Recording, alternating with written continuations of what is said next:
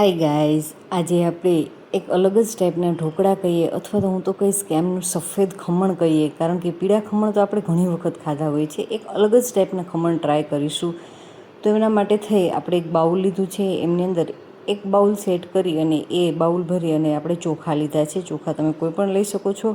એમને 2 થી 3 પાણીથી સારી રીતે ધોઈ લેશું અને ત્યારબાદ એમની અંદર આ રીતે ઉકળતું જે પાણી હોય ને, ગરમ પાણી, એ ગરમ પાણી એમની અંદર નાખીશું અને ત્યારબાદ આપણે એમને ઢાંકી અને સાઈડ પર રાખી દઈએ.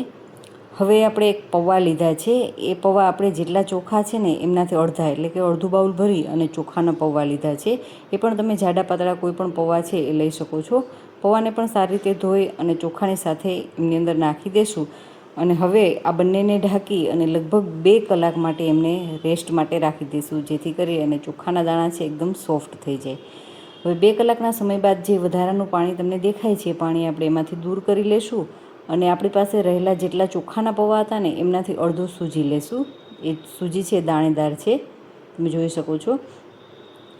હવે માપ એકદમ સહેલું છે. એક બાઉલ ભરી અને ચોખા હતા એમનાથી અડધા ચોખાના પૌવા અને એમનાથી અડધા, એટલે કે બાઉલ ભરી અને રવો લીધો છે.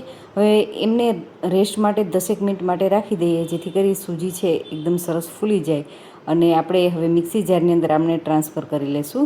તમને થશે કે સૂજી એમની સાથે કેમ ન એડ કર્યું, તો સૂજી છે એમાં ચિકાસ થઈ જતી હોય છે, એટલે એમને 2 કલાક માટે નહીં પણ 10 મિનિટ માટે જ પલાળીશું. હવે મિશ્રણની અંદર સ્વાદ અનુસાર નિમક અને થોડીક ખાંડ ઉમેરી દઈશું, જેથી કરી આપણા ખમણ છે એકદમ સરસ ખાટા મીઠા છે તૈયાર થશે. હવે તમે જોઈ શકો છો કે આપણું બેટર છે એકદમ સરસ એ ક્રશ થઈ ચૂક્યું છે. હવે એક બાઉલની અંદર એમને કાઢી લેવાનું છે અને બીજી એ વસ્તુ એડ કરી દઈએ તો ખાસ કે ખમણ છે એ લાંબો ટાઈમ સુધી ખાવાની મજા આવે, ડૂચા ન વળે એમના માટે થઈ અને એમની અંદર 1 ટેબલ સ્પૂન જેટલું તેલ એડ કર્યું છે અને અડધી ટીસ્પૂન જેટલા આપણે ઈનો એડ કર્યો છે. ઈનોની જગ્યાએ તમે બેકિંગ સોડા છે એ પણ ઉપયોગમાં લઈ શકો છો. અને થોડુંક એમની અંદર લીંબુનો રસ એડ કર્યો છે, એટલે અડધા લીંબુનો રસ એડ કર્યો છે, જેથી કરી અને સરસ એ ઈનો છે એક્ટિવ થઈ જાય અને એકદમ ફ્લફી આમનું ટેક્સચર છે એ તૈયાર થઈ જાય. હવે જેમની અંદર આપણે ખમણ કરવું છે એમને આપણે તેલથી સારી રીતે ગ્રીસ કરી લેશું અને ગ્રીસ થઈ ગયા બાદ એમની અંદર આપણે રહેલું બેટર છે એ ટ્રાન્સફર કરી લેવાનું છે અને સરસ એવું એ થઈ ગયા બાદ સાઈડ પર જ આપણે જેમાં સ્ટીમ કરવું છે એ અગાઉથી જ રાખી દેવાનું, જેથી કરી અને ઈનો છે એક્ટિવ થઈ ગયા બાદ એમને ઝાઝીવાર આપણે બહાર ન રાખતા સીધું જ એમને સ્ટીમ કરીશું, જેથી કરી અને આપણા ખમણ છે એકદમ સરસ તૈયાર થશે. પાણી છે એકદમ સારી રીતે ઉકળી ગયું છે. ગેસની ફ્લેમ ધીમી કરી દઈશું અને આપણી પ્લેટ છે ગોઠવી અને બસ ઢાંકણ ઢાંકી અને 15 થી 20 મિનિટ માટે આપણે એમને સ્ટીમ કરી લેશું. 15 થી 20 મિનિટના સમય બાદ આપણે ચેક કરી લઈએ તો ચપ્પુની મદદથી, ટૂથપીકની મદદથી, કોઈપણની મદદથી આ રીતે આપણે ચપ્પુ એમની અંદર પ્રેસ કરી અને ચેક કરી લઈએ તો એકદમ સરસ ચપ્પુ ક્લીન આવે. ત્યારબાદ ખમણને ઠંડા થવા દેશું.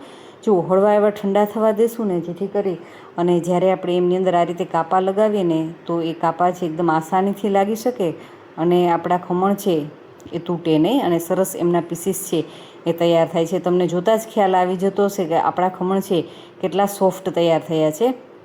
તો સરસ મજાના પીસીસ કરી લઈએ અને સાઈડ પરથી લાગે તો આ રીતે ચપ્પુ આપણે કિનારીથી આ રીતે એમને છોડવામાં આપણે આ રીતે કરીશું એટલે સરસ મજાના આખા જ આપણા ખમણ છે એ તૈયાર થઈ જશે. હવે એમનો ટેસ્ટી કરવા માટે થઈ અને તેલને 1 ચમચી જેટલું ગરમ કરી અને રાખીશું અને એમની અંદર રાઈ, લાલ લીલા મરચાં લીધા છે, મીઠા લીમડાના પાન લીધા છે એડ કરી દઈશું, ચપટી હિંગ નાખી દઈશું અને સરસ મજાનો આપણો વઘાર છે એ બની અને રેડી થઈ ગયો છે. તો ઉપરથી વઘાર છે એમની ઉપર સ્પ્રેડ કરી દઈશું અને સરસ આપણે એમની અંદર ખાંડ અને લીંબુ છે એ અગાઉથી એડ કર્યું હતું, એટલે એમનો ટેસ્ટ છે ખાટો મીઠો ઓલરેડી આવી જશે. અને વધારે જો ખટાશ અને ગળાશ પસંદ હોય તો તમે ઉપરથી એમની અંદર આ રીતે અત્યારે જ્યારે વઘાર કરો ને ત્યારે પણ તમે ઉપરથી એમની અંદર સ્પ્રિંકલ કરી શકો છો, જેથી કરી અને વધારે ખાટા અને મીઠા સફેદ ખમણ બની અને તૈયાર થઈ જશે. જુઓ, એકદમ સરસ ખમણ છે, અનમોલ પણ આસાનીથી થઈ જાય છે અને સાથે સાથે એમની થિકનેસ જુઓ, એમની અંદર પડેલી જાળીઓ જુઓ.